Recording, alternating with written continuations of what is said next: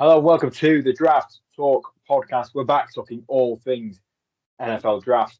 We, of course, it's me, your host Brian, and these two legends are legendary scouts, Owen and Stu. How are you doing, guys? Yeah, pretty good, Brian. It's starting to feel a bit closer to draft now. Week of the combine as we record this. That's when I think some people start taking a little bit more notice about what's going on. There's a lot of chatter and things as well. So yeah, it feels really into the weeds in this draft season now. Yeah, we're not far away and it's starting to feel like it. We haven't got that many position groups left to go, really, which is always a good sign that we are ploughing through them well in advance of the draft. We are indeed. I called you legends twice there. That was really nice, wasn't it? Legendary legends, I like it. Yes. I nearly said it again then. I was like, no, play a bit harder to get, Brian. No, but yeah, the guys have done all the scouting and we are continuing our top 5 series today it's a big one. It's a nice, exciting one. It's the wide receivers. We've had some pretty good wide receiver classes in our time doing this. We'll see how this one compares. So yeah, the guys have looked at all the tapes, the measurables, etc. They've put together a list of their top 5, and we're going to run down from 5 all the way up to 1 right now. So Stu, you get the first dibs today. Who's your number 5 receiver, please? Okay, so for me, number 5 is Trey Harris, the wide receiver from Ole Miss. He is a bigger guy. He's 6'3", 210 pounds. He's a physical height, weight, speed combination. Someone who's got a long, tall frame. He's got good linear speed and explosiveness, and his ability to control and pace. The tempo is good. If you're not strong in press coverage, he'll get through that pretty well. He attacks the ball pretty well, and I think that he's someone come time who can develop into a threat on the outside, in particular. He does have a little bit of lack of short area agility and quickness on those kind of hard angled routes. His initial burst is maybe not as good as some of the guys you're going to see here. Ole Miss, their passing game is not the most diverse that you will see in the NFL. So he hasn't had to run that diverse route tree that some of these other guys have. They have him very structured in what he does, and he does it very, very well. But he may well be able to do those things. We just haven't been able to see it. As you say, this Ole Miss offense is run the same way for a while now, and it doesn't always show off everybody's full range of skills. For his size, he is a little bit inconsistent as a run blocker, but again, it's maybe not something he's been asked to do an awful lot of, and he does require some improvement in his releases, but I think there's a lot to like there, and he is a physical, dominant player, and has a potential to be so at the next level. I think Stu's covered that off perfectly, actually. He was what I would call a big body possession receiver. He's going to be really good in red zone opportunities and in short yardage because he's got really good body control, and because of his size, 6'3", 210, he can dominate with physicality at the catch point. He does lack suddenness, he lacks explosiveness, and he doesn't have deep speed either, which probably limits his route tree somewhat. But he's going to be versatile across the line. You can line him up in the slot if you need to, and I think you'll be able to line them up outside. And he's able to sell the routes in the red zone. So I think he will be someone who contributes right away because of that threat he's going to give you in the red area. He's number 6 for me. But yeah, very so much like what I saw. Yeah. Good stuff. We like it. He's a number 6. That means they're there or thereabouts. Good on you. Owen, let's have your number 5 then, please. Yeah, no surprise to anyone who's listened or watched our podcast before. I am a sucker for a separator and someone who separates with speed. So I have Isaiah Bond from Texas at number 5. He, on the right play, is one of the most electrifying receivers in college football. His problem has been there hasn't been enough of it, and it's been very inconsistent. I think he is a first-round talent when he puts it all together. He just simply hasn't. It's difficult with him because he has been suffering from an injury, and he has Quinn Ewers as his quarterback. We haven't got around to doing quarterbacks, but that doesn't put anyone in the best situation. Ewers underthrows everything, which just doesn't maximise Bond's skill set because of how elusive and how fast he is. He is a dynamic athlete. The combine's taking place as we're recording this. He could well run the fastest 40 of the receivers. He is genuinely that quick, but it's not the deep speed that sets him apart. It's the electric, elusive movement, the change of direction, the suddenness off the snap. He is small, he is light, he's only 5'11" and 180 pounds, which means he isn't physical enough to fend off receivers. But if you can separate in such a way that Isaiah Bond does, I'm going to fall for it every time. So he has fallen down boards, but I'm still there with Isaiah Bond. Yeah, I think he's going to torch the track over the next couple of days. Yeah. He's going to be one of these guys that could run in the 4.2s. Yeah. He's absolutely electric. But he is a slippery mover as well. He's not just straight line speed. He is very elusive. We've talked about it. We said he's a number 6 for me, and that's exactly where he lands for me. So again, we're not far off. He's higher than I thought he'd be there. But, yeah, he's slipping down a lot of boards. I really like the speed element that he has, and that is something that defenses hate, is matching up against speed. But his movement skills are really good as well. He doesn't just run in a straight line.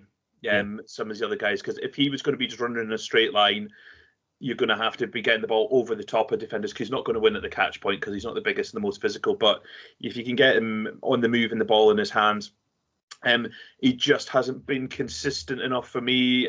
He is somebody who is either going to put it all together and be electric, or he's going to flame out. I just don't know which way it's going to go for him. He obviously moved over to Texas from Alabama, and I think that probably was a good move for him. He's got to showcase a little bit more, but just the consistency for me. But Owen's covered is kind of good points there already. Somebody's going to take a punt on him earlier than we maybe expect as well. You can't teach that speed, and teams are a sucker for speed. We've seen it before. Yeah, how you separate is so important when studying receivers. That we can say all these nice things, but if you can't separate, then you're going to struggle to catch balls in the NFL, and that's why speed and elusive change of direction, instant speed is so important. Indeed. Okay, Stu, let's have your number 4, please. I'm making a very short journey and staying in Texas and staying with the same team. For me, so number 4 is Matthew Golden. He's a teammate of Isaiah Bond. He's from Houston, originally played for the University of Houston before transitioning to Texas. I think he's somebody who got better as the season went on. He had a big role in the SEC championship game, and as well as the overtime touchdown when the Texas Longhorns won the Peach Bowl. So he's come up good at big times for them when they've needed him to. He's somebody who's very quick as well. I think he's going to run a pretty quick time at the combine. He's not going to be as quick as Isaiah Bond, but he is elusively quick, I think. He's had multiple big games, as I said, at the end of the season. He's got a natural hand catcher with good body control. He's quite explosive after the catch. He sells his breaks really well. I think that's where he makes a lot of ground, is that it causes the corners to bite quite a bit, and then he's off in another direction. He's competitive at the catch point despite his size, but his small frame may present some challenges against some of the larger, more physical corners, and again, he's somebody who needs to improve his blocking effort and his press release. But I think he's got that kind of big game mentality that I like, and I think you can play him in a lot of different roles. He can play in the screen game and things as well. So there's a lot to like for him. I find him a really effective player.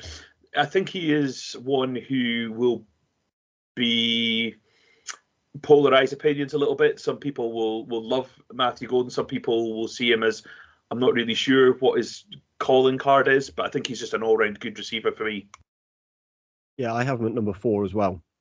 And I struggled with Matthew Golden, I'll be honest, because I was really torn because I didn't see an elite trait on tape. where I thought he had a lack of top end speed. And when you compare him to Isaiah Bond, I'm like, why is Matthew Golden able to make plays when Isaiah Bond isn't?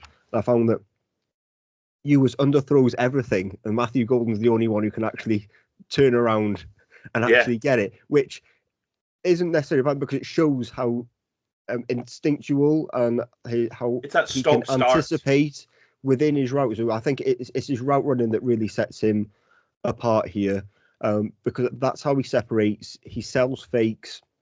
He's able to turn around with smooth technique. Got really good intelligence. But yeah, I felt that there was a lack of top end speed. I don't see an elusive deep threat on tape. People seem to be raving about the deep speed and the separation get downfield. I didn't see that as much as I was expecting to. And he has had some drops, which he has started to clean up. It wasn't so bad this year as it had been. And yeah, play strength could be an issue, but he is going to be one of those reliable options who's going to be a wide receiver 2 on a team for a very long time. And I think you could say that about a lot of the receivers in this class. It lacks a true number 1 wide receiver, and there's a lot of players who are going to make rosters and be 2 or 3 on the depth chart for a long time because it's full of those type of players.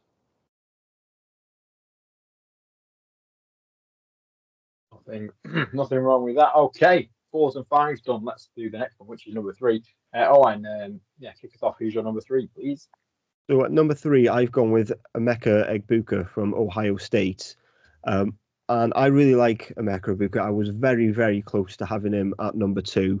A 5-star recruit. He is an elite slot option. He's an absolute technician of a route runner. He gets off the line of scrimmage instantly. His releases are strong, they're smooth, they're varied.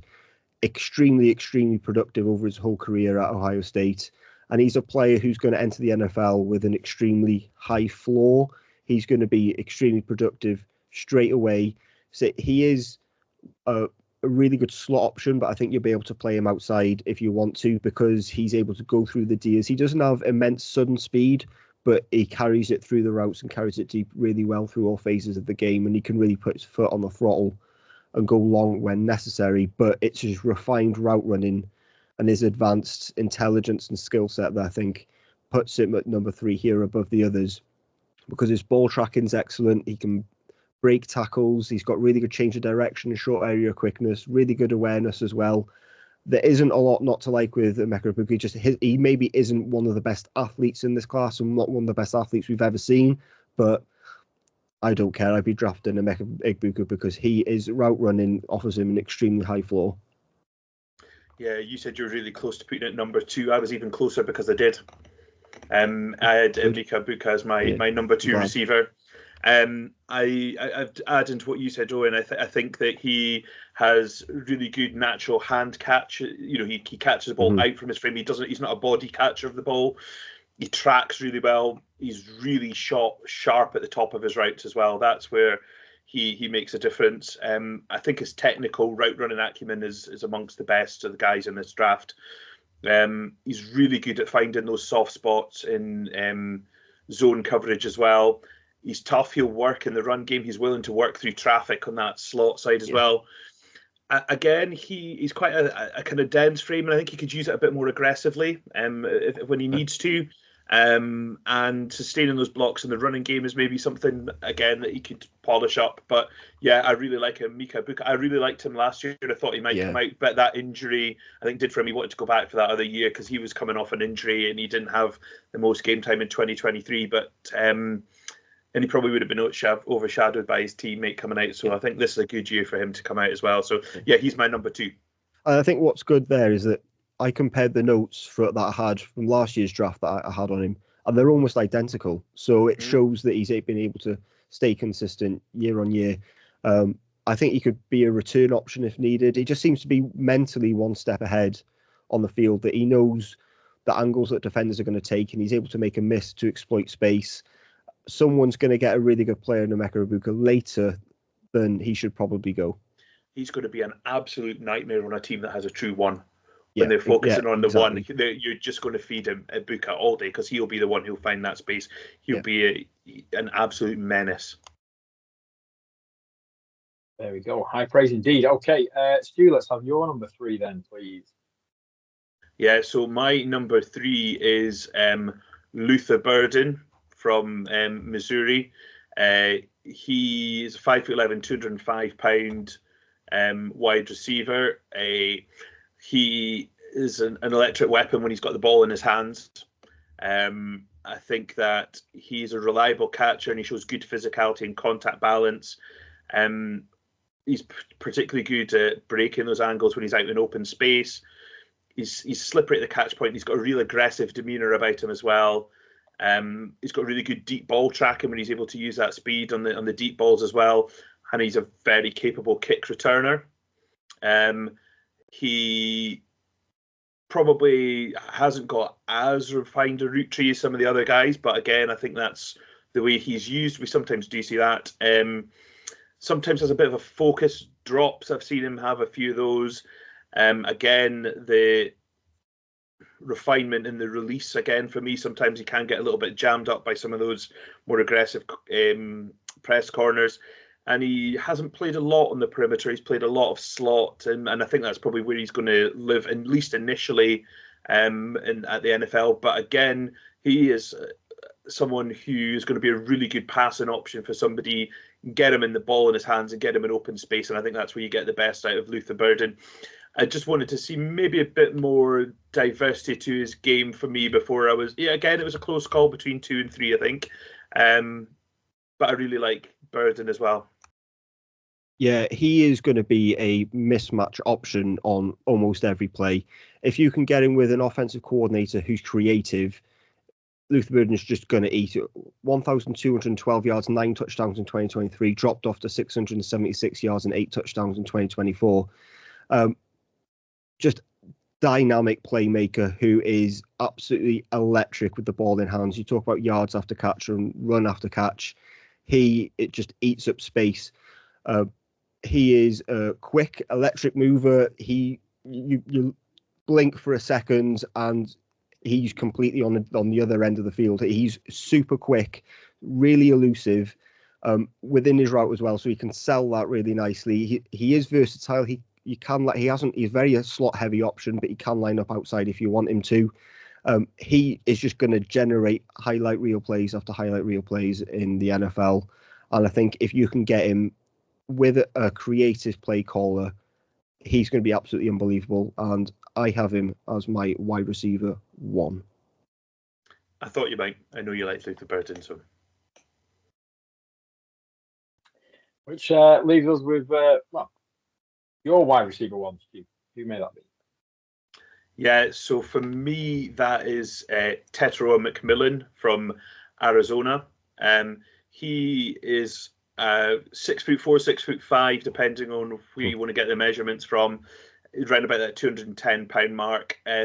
He is still a young player. He's only going to just turn 22 when the season starts. And he's been sensational since the minute he set foot in Arizona. He's one of their highest ever recruits coming out of high school. As a true freshman, he had 8 touchdowns and over 700 yards. Followed that with sophomore season with 1,400 yards and 10 touchdowns. And this season, he was just over that 1,300-yard mark. If you want to see the best of Tetairoa McMillan, watch him playing against New Mexico. Yes, that might not be the best team, but 304 yards and 4 touchdowns on just 10 receptions. He is someone who can play out on the perimeter or as a power slot. He's got quite a good advanced route tree for someone of his abilities. He's got elite ball tracking on deep throws, and he's got excellent body control. He's very fluid. He creates separation with his technique as well as his length. He's got natural hands. He's got good spatial awareness, finding those soft spots in zone as well. He's a mismatch in the red zone. You're going to be wanting to target him. He's also very good after the catch for someone his size. You wouldn't expect him to be so good at doing that. He's got good top-end speed for his size profile. He's not a burner as some of these other guys, but for his size, I think that's good. I think for me, the things he needs to sharpen up, he's not quite as sharp and angled on those route endings. He does tend to round off things a little bit. He could be stronger than he is against press coverage as well, and use his size a little bit more. But yeah, for me, he's going to be a dominant player on that outside. He's going to be a player above the perimeter, as they say. He's going to win those deep balls. He's got very good hands.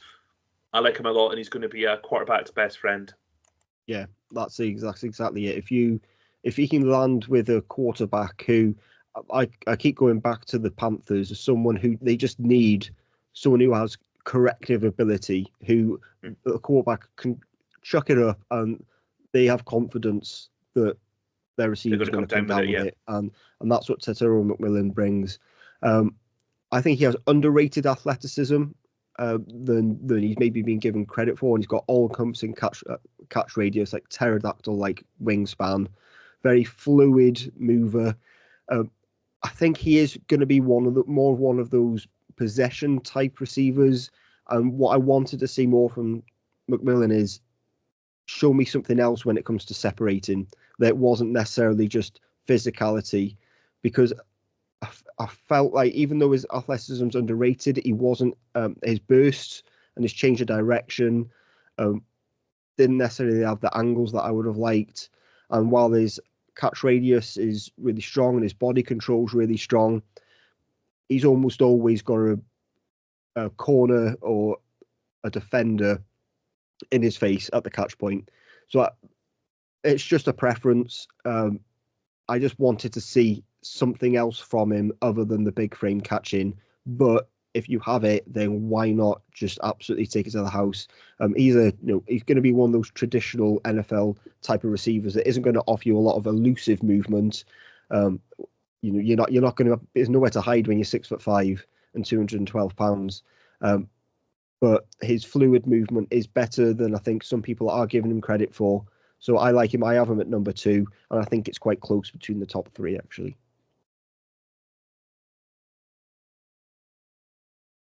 Well, there we go. Not often we get a 1 and 2 shuffle, but there it is. So yeah, some great prospects there, guys. The class as a whole, I had a quick look back. We had 7 guys go in the first round last year. Is it sort of there, or absolutely no chance? I think there's a lot of day 2 guys. Yeah, I think that's where the sweet spot might be if you are looking for a receiver but have some other needs as well. That day 2 cluster of guys that are around there might be a better option than putting all your eggs in a first round basket, unless you're a team that think you're a wide receiver away from being really competitive. The top end guys are maybe not as top end as we've seen in years gone by. It's not to say they're not good players, but they don't have there's no Jamar Chases in this group. There's no Malik Neighbors. Who else have we seen in the years we've been doing this? That kind of caliber of player. That's why as we've gone through, I think you could make a case that there isn't a wide receiver 1 in this class, and they would all be better off as a wide receiver 2.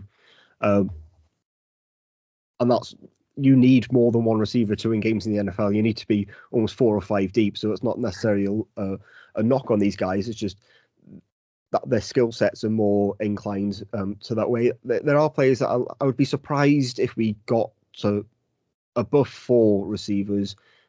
I would be surprised actually if we had more than 3. But 3-4 is probably where the discussion is. Teams always love a receiver at the end of the first round, though, don't they? Yeah. You do see teams come up and maybe pop up around just to snag the guy that they want. We might get a bit more at the end of the round. I don't know. We'll see. Yeah, there are players that you're going to get in round 2 and 3, and I think that's the point, isn't it? That you've got Jack Beck, Jalen Royals, Emeka Egbuka. I like Jack Beck. Yeah, he's a real great, scrappy fighter. Yeah, gritty player. Jaden Higgins, Ty Felton, Xavier Restrepo, they're all players that you could see go on day 2. Shout out to Tej Johnson, who weighs 160 pounds. I mean, I have no idea where that guy's going to get drafted. Like, it's historically light. Which is an interesting mark. He's an excellent receiver. Bo Nix, though. just for that story to come full circle. 100% he's going to the Broncos. 100%. I mean, the next family will make sure he goes there. I mean, they flipping almost adopted the kid in their family, so it would be a nice story. But you know, he's done really well at college football. He's just tight. He's just tiny. If he could stick on 20, 30 pounds and still be effective, there wouldn't be quite as many questions, I don't think. But he is. He would probably be like the smallest wide receiver ever drafted or something. You couldn't be far off it. He's tiny. Good stuff. Well, before we go, remind the listeners slash watchers of your top fives, please, guys. Yeah, so at number 5, I had Trey Harris from Ole Miss. At number 4 was Matthew Golden from Texas. Number 3, Luther Burden III from Missouri. Number 2 is Emeka Egbuka from Ohio State. And number 1, Tetairoa McMillan from Arizona. And I had Isaiah Bond at 5, Matthew Golden at 4, Egbuka at 3, McMillan at 2, and Luther Burden at 1. There we go. Thank you very much for the episode in books and about top fives. We've done